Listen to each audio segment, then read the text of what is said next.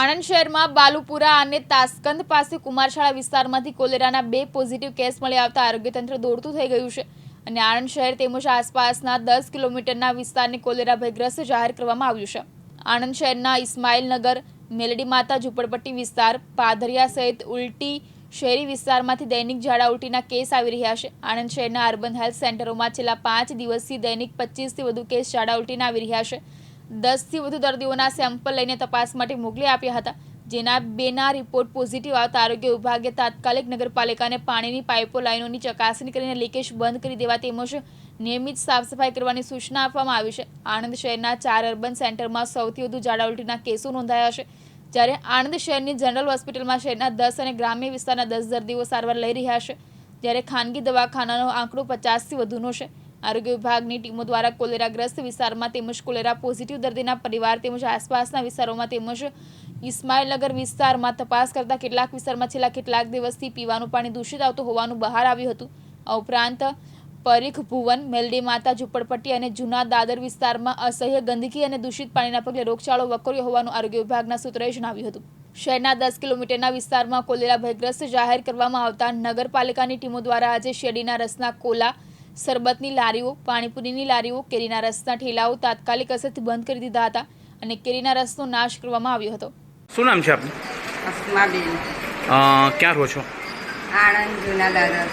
શું સમસ્યા છે અત્યારે? બસ એ કે પાણી દૂષિત આવે છે અને બધા બીમાર પડી રહ્યા છે ઘરમાં। અને કોણ કોણ બીમાર પડે છે?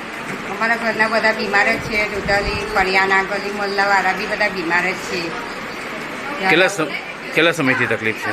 ખાસા સમયથી આવી તકલીફ છે। આપનું સિમરનબેન છે શું સમસ્યા છે બેન? સમસ્યા એ છે કે સવારમાં પાણી બી ગંદુ આવે છે, દૂષિત આવે છે અને જે બપોરે આપણે ચાલુ કરીએ છીએ એમાં ફીણ આવે છે અને ફીણ એટલે કેવી કે પીરી પીરી ફીણ આવે છે અને એકદમ ગટરનું સ્મેલ મારતી હોય ને એવું પાણી આવે છે।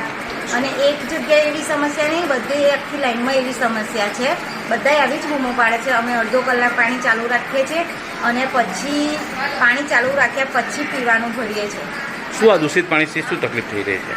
આ બાળકો બીમાર પડે, આ રીતના બધા બીમાર પડે છે, એ રીતના પ્રોબ્લેમ થાય છે। તમારા ઘરમાં કોણ બીમાર થયું? મારો બાબો બીમાર છે, શું થયું છે? એને આ ઝાડા ઉલટી વામિટ જ થયું છે। કેટલા દિવસથી આ સમસ્યા? આજે 3 દિવસ થયા। જી સર, કોલેરાગ્રસ્ત વિસ્તાર જાહેર કરવામાં આવ્યા છે, શું છે સમગ્ર ડિટેલ?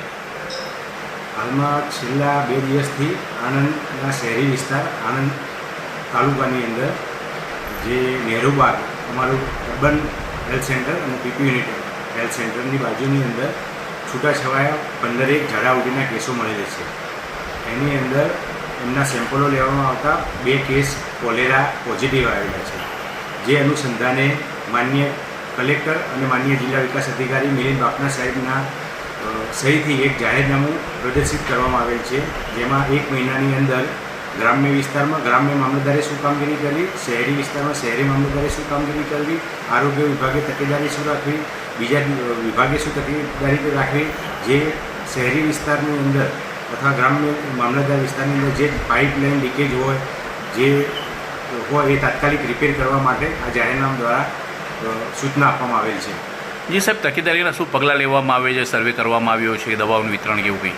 હાલમાં અમારી આરોગ્ય વિભાગની ટોટલ 20 ટીમ સર્વે કરી રહેલી છે, જે સર્વેની અંદર જે ઘરની અંદર ઝાડા ઉલટી હોય ત્યાં તેમને તાત્કાલિક સ્થળ પર સારવાર આપવામાં આવે છે, ORSના પેકેટ આપવામાં આવે છે, ઘરનું ક્લોરિનેશન ચેક કરવામાં આવે છે, ક્લોરિન બરાબર છે કે કેમ, ના હોય તો ક્લોરિનની ગોળી આપી અને કઈ રીતે એનું વાપરવાની એ પણ સમજાવવામાં આવે છે અને આ રીતે અમારી આરોગ્ય વિભાગની ટીમ કાર્ય કરી રહી છે। સાહેબ, પ્રજાએ શું તકેદારીના પગલાં લેવા જોઈએ?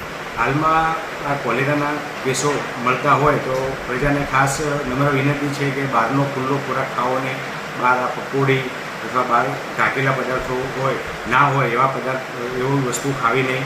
ખાસ લોકોએ ઉકાળેલું પાણી પીવું, ક્લોરીનયુક્ત પાણી પીવું, ઠંડા ખોરાકો ખાવા નહીં, ઘરનો જ ખોરાક ખાવો, ગરમ ખોરાક ખાવો અને પોતાની હાઇજીન એટલે કે હાથ ધોવા, જમતા પહેલાં હાથ ધોવા, ટોયલેટ ગયા પછી હાથ ધોવા, આ રીતે પોતાની કાળજી રાખવી જોઈએ। યુનુસ વોહરા, દિવ્યાંગ ન્યૂઝ, આણંદ।